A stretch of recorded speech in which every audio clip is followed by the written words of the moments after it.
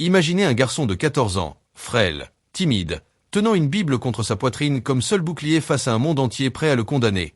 George Stinney, un enfant noir dans l'Amérique ségrégationniste des années 40, a été accusé d'un crime atroce, puis exécuté sur une chaise électrique. Ce n'est pas une fiction. C'est une histoire vraie. Et c'est l'une des plus grandes injustices judiciaires du XXe siècle. George Junius Stinney Jr. vivait avec ses parents et ses frères et sœurs dans une petite ville de Caroline du Sud, Alcolu. Il aimait courir dans les champs, jouer avec ses frères, et rêver d'un avenir simple. Mais il vivait dans une Amérique divisée, une Amérique où les Noirs et les Blancs ne partageaient ni les bancs, ni les fontaines, ni les écoles. Le 23 mars 1944, la vie de George a basculé. Deux jeunes filles blanches, Betty June Biniquet, 11 ans, et Mary Emma Thames, 7 ans, ont été retrouvées mortes, le crâne fracassé, non loin de la voie ferrée.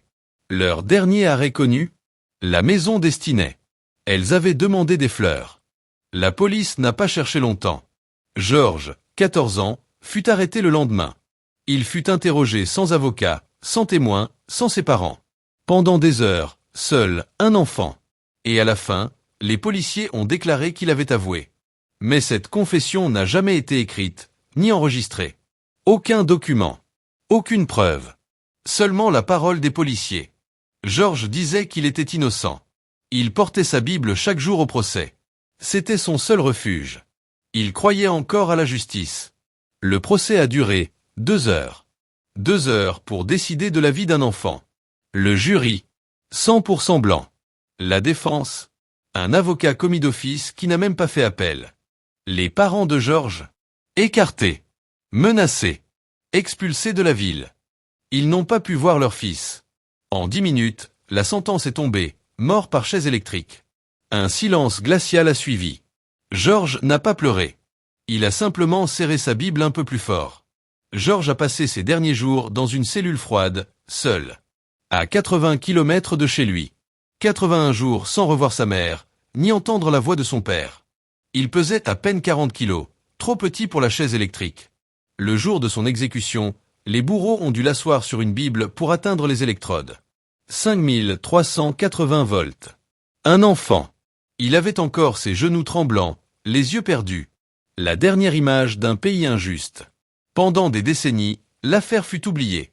Mais la mémoire de George a survécu. Grâce à sa famille, à des historiens, des avocats, des militants, la vérité a fini par émerger. En 2014, 70 ans après l'exécution, un juge de Caroline du Sud a réexaminé l'affaire. Les preuves étaient insuffisantes, les droits de l'enfant bafoués, la procédure totalement illégale. Et ce jour-là, George Stinney fut officiellement reconnu innocent. L'histoire de George Stinney n'est pas juste celle d'un enfant condamné à tort.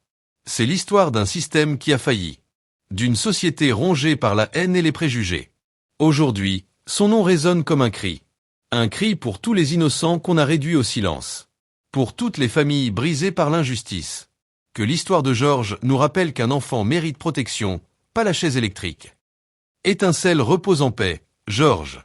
Ton nom ne sera jamais oublié. Cloche, abonne-toi pour ne pas rater nos histoires vraies, celles qui bouleversent, qui éveillent les consciences et qui méritent d'être entendues.